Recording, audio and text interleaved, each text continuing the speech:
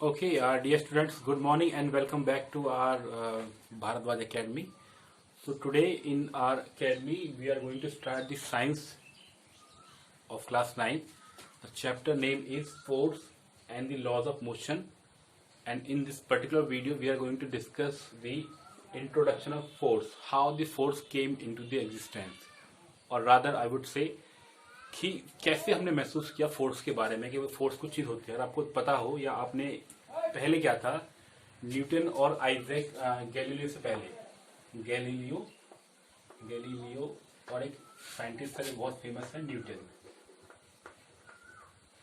इससे पहले हजारों सेंचुरीज तक, हजारों सालों तक हमारे दिमाग में सिर्फ एक ही कॉन्सेप्ट थी कि जो रेस्ट होता है, जो रेस्ट है, rest is the natural state. यानी कि किसी भी ऑब्जेक्ट को अगर आप पुश करोगे तो वो रुक जाएगा। यानी कि जो रुका हुआ जो टाइम है वही क्या उसकी एक्चुअल स्टेट है। मोशन तो सिर्फ तब होती है as long as you are pushing that object. अगर आप किसी ऑब्जेक्ट को पुश कर रहे हो, push means something we are talking about कि एक फोर्स, एक effort, rather we can say effort. तो फोर्स का मतलब क्या होता है, या हम बात करें न्यूटन से पहले का जो कॉन्सेप्ट था वो बिल्कुल अलग था। Their approach, their scientist approach was entirely different. उनकी सोच क्या थी कि जो आपका फोर्स है वो फोर्स तभी काम करेगा, तभी एग्जिस्टेंस में आएगा जब आप उसमें एफर्ट यूज करोगे, आप उसको हिट करोगे या आप उसको में एफर्ट लगाओगे।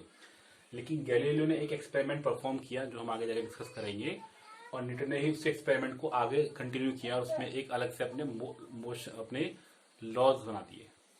फोर्स ऑफ क्या था हमारा, लॉज ऑफ मोशन। उसने वहां पे क्या ड्राइव कर दिया, यहाँ पे लॉज ऑफ मोशन की। मोशन किस तरीके से होती है, अगर आप बात करें फर्स्ट चैप्टर की, तो इससे पहले वाले चैप्टर में हमने सिर्फ पढ़ा मोशन के बारे में कि भाई कोई ऑब्जेक्ट है, अगर वो रेस्ट में है, रेस्ट से मोशन में आया, मोशन में उसकी स्पीड कितनी थी, उसकी वेलोसिटी कितनी थी, उसका एक्सेलरेशन कितना था। लेकिन वो एक्सेलरेशन प्रोवाइड कहाँ से हुआ, उसको मोशन जो मिली वो मोशन मिली कहाँ से, वो मोशन को मिलने वाला जो रेस्पॉन्सिबल फैक्टर है उसी को हम बोलते हैं फोर्स। बोलते हैं उसको हम फोर्स। तो फोर्स बेसिकली अगर हम बात करें तो ये क्या सिर्फ एक एफर्ट है। एफर्ट का मतलब क्या है, अगर मैंने कहूँ कि भैया have you ever seen the force, क्या आपने फोर्स को कहीं देखा है, तो आप बोलोगे नहीं मैंने फोर्स को कहीं नहीं देखा, बट महसूस किया है। जस्ट लाइक एयर, एयर को हम देख नहीं पाते, we can feel the air, हम एयर को फील कर पाते हैं कि हाँ महसूस करें हवा चल रही है। उसी तरीके से हम एफर्ट लगाते हैं, बट एफर्ट दिखते हैं आपको, लेकिन आपको फोर्स नहीं दिखेगा कि भाई फोर्स हमारा कितना है। ठीक है, सो फार हमने अब तक इतनी चीजें डिस्कस करी हुई हैं। तो गैलीलियो से पहले का कॉन्सेप्ट में आ गया आपको, हमने पढ़ा मोशन के बारे में, मोशन कहाँ से आती है, तो हमारे पास आता है फोर्स के बारे में, तो फोर्स क्या होता है।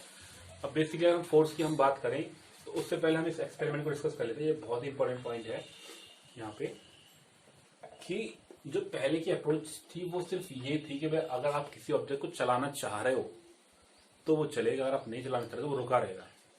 लेकिन गैलीलियो ने एक एक्सपेरिमेंट परफॉर्म किया कि भाई अगर आपके पास में यहाँ एक ऑब्जेक्ट है, आपने ऐसे इस शेप का आपने एक बर्तन ले रखा है, एक आपके पास कंटेनर है, आपने यहाँ से एक बॉल को छोड़ा, वो बॉल ऐसे आती है, ऐसे जाएगी और ऐसे जाएगी और ऐसे जाएगी और सेम हाइट पे जाके लौट के वापस आ जाएगी इस तरीके से। ठीक है, बच्चों बात समझ रही है।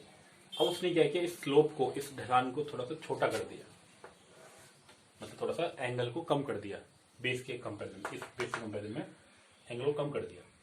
तो अब बॉल थोड़ी सी और आगे गई, बट फिर लौट के आ गई। उसने इसको थोड़ा सा और आगे कर दिया, बॉल और आगे गई, बट फिर से लौट के आ गई। उसने इसको थोड़ा सा और बेंड कर दिया, बॉल और आगे गई।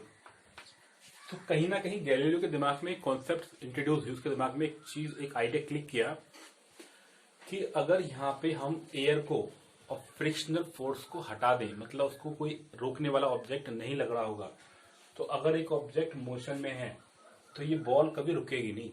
ये उसका एक कॉन्सेप्ट था उसके दिमाग में कि अगर आपने एक बॉल को ऐसे ड्रॉप किया, वो बॉल जो हमेशा चलती ही जाएगी जब तक कि कोई आगे जाके उसको रोके ना, प्रोवाइडेड कि कोई भी फ्रिक्शनल फोर्स नहीं है, कोई भी ऐसा फोर्स नहीं है जो उसको रोकने के लिए रेस्पॉन्सिबल है। यानी कि अगर एयर है, एयर के अंदर फ्रिक्शन होता है, या सरफेस के अंदर फ्रिक्शन होता है, अगर यहाँ पे एयर भी नहीं है और सरफेस का फ्रिक्शन भी नहीं है तो ये ऑब्जेक्ट जो मोशन में है, मोशन में ही चलता रहेगा।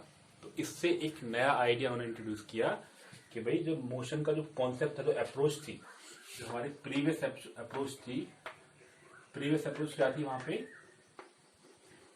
प्रीवियस अप्रोच हमारी क्या थी कि अगर कोई ऑब्जेक्ट मोशन में है, अगर ये बॉल है, बॉल का पुश करोगे तो पुश करने पे मोशन में आएगा, फिर जाके रुक जाएगा। तो उनका सिर्फ ये था कि जो रेस्ट का जो पोजीशन है वही एक नेचुरल, ये वही एक फिक्स स्टेट है। Rest is the state of the material, ये ऑब्जेक्ट, किसी ऑब्जेक्ट की जो स्टेट है वो यही वाली है। ऑब्जेक्ट मूव करेगा, वो कब मूव करेगा, जब आप उसको कुछ फोर्स, कुछ एफर्ट अप्लाई करोगे। अगर आप एफर्ट अप्लाई नहीं करोगे तो वो उसको नहीं करेगा। ये हमारा एक पुराना आइडिया था, लेकिन न्यूटन ने और गैलीलियो ने इस आइडिया को बिल्कुल कंप्लीटली इग्नोर कर दिया। उन्होंने एक नया आइडिया इंट्रोड्यूस किया और हमने उस आइडिया को यहाँ पे अप्रोच को कर लिया, एडॉप्ट कर लिया। ठीक है बच्चों, बात समझ यहाँ पे। तो अगर हम बात करें नेचर में, हमारे पास फोर्स की हम बात करें तो हमने पढ़ा है फोर्स के बारे में प्रीवियस चैप्टर में, हमने प्रीवियस क्लास में 8th क्लास में भी आपने पढ़ा बैलेंस फोर्स के बारे में, अनबैलेंस फोर्स के बारे में। ठीक है बच्चों, तो ये हमने पढ़ा सिर्फ इंट्रोडक्शन की force and laws of motion के बारे में। और मैं आपको बता दूं इस चैप्टर में हम क्या क्या पढ़ने वाले हैं। हम पढ़ने वाले हैं फोर्स के बारे में और हम पढ़ेंगे लॉज ऑफ मोशन के बारे में। लॉज के लॉज ऑफ मोशन में आपके 3 बेसिक लॉज हैं। पहले को हम बोलते हैं लॉ ऑफ इनर्शिया, दूसरा वाला जो आपका वो है लॉ ऑफ फोर्स, रादर कह सकते हैं उसको, और तीसरा वाला होता है एक्शन रिएक्शन लॉ। और बाकी में इसी के बेस्ड कुछ और मोमेंटम का एक टॉपिक है, यहाँ पे एक इम्पल्स का एक टॉपिक है। काफी सारे इंपॉर्टेंट टॉपिक हम इस चैप्टर में डिस्कस करने वाले हैं जो बहुत ही इंटरेस्टिंग है। फिजिक्स जो मेरे हिसाब से जो है सबसे इंटरेस्टिंग सब्जेक्ट होता है पूरी आपकी साइंस में, और रादर पूरे आपके जो आपका करिकुलम है उसमें सबसे बढ़िया सब्जेक्ट फिजिक्स ही होता है, जिसको हम एंजॉय करते हैं। ठीक है बच्चों, तो इंट्रोडक्शन फिलहाल इतना ही बता रहे हैं। आई होप आपने इसको एंजॉय किया होगा। अगर आपको वीडियो अच्छी लगी हो तो don't forget to subscribe the channel और keep watching my coming videos. मैं जो नई वीडियो बनाने वाला हूँ, 9th के हर एक टॉपिक की मैं अलग से वीडियो बना रहा हूँ, ताकि आप एक वीडियो को देख के आप उसको अपनी एनसीईआरटी बुक में रेफर करके उस टॉपिक को आप अच्छे से समझ सको। जैसे मैंने आपको इंट्रोडक्शन बताया, तो आप इंट्रोडक्शन के ये वाले पार्ट को पढ़ने के बाद, सुनने के बाद आप जाके एक बार वीडियो को फॉलो करना अपनी एनसीईआरटी बुक को, तो आपको कहीं भी दिक्कत आने वाली नहीं है। You will find it like butter, बहुत सिंपल आपको लगेगा। ठीक है बच्चों, इस वीडियो फिलहाल इतना ही। Thank you so much for watching this video. Enjoy your day, bye bye for now.